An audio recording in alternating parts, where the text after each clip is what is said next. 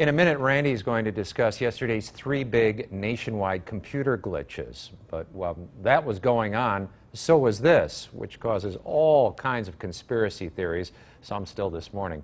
The St. Louis cybersecurity company, Norse, displays an animated map that makes it look like St. Louis is under cyber attack from China. A financial website tweeted this yesterday, right after China's stock market plummeted and during the U.S. computer glitches. Well, the Norse video simply demonstrates what they do. They protect clients from cyber attacks.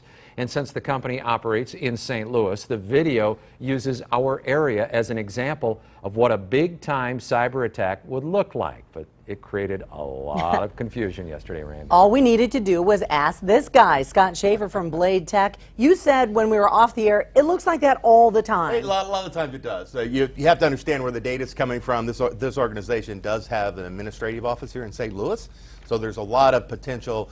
We were talking before we went online about honeypots, which are sites that look like there's something that a bad guy would really want, but they're not. And then what happens is they go into these honeypots, and then you can analyze their behavior and see what tools they're using. Well, let's talk about what happened yesterday. First United Airlines, then the New York Stock Exchange, then the Wall Street Journal. All of them had technical difficulties. And a lot of folks said, we're being hacked. We're under cyber terrorism.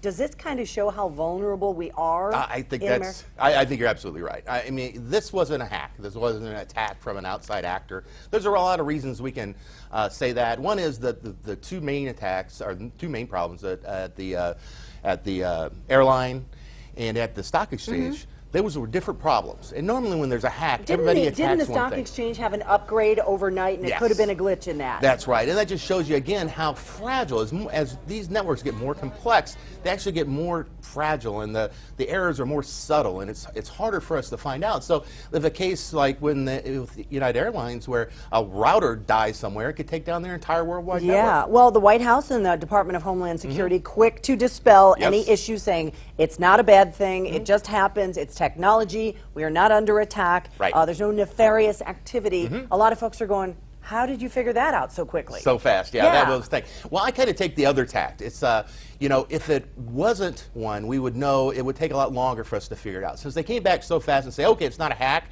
that means that the internal IT departments probably realized quickly that, oh, this broke over here, or oh, this is misconfigured over here. So there wasn't, you know, a big panic in that regard. Just a weird coincidence. Yeah, it is. So are these companies and others going to put even more and new protections in place, do you think? It's a non-stop process. You always have to constantly, and no matter what size of business you are, if you have 10 people or 10 million, you need to constantly be looking at your risk and assessing your risk and testing from the outside. Every day there's new attacks that come out there, and there's all kinds of problems with firmware, perhaps, which is the software that runs hardware, the server software, and all these different things that are on our networks.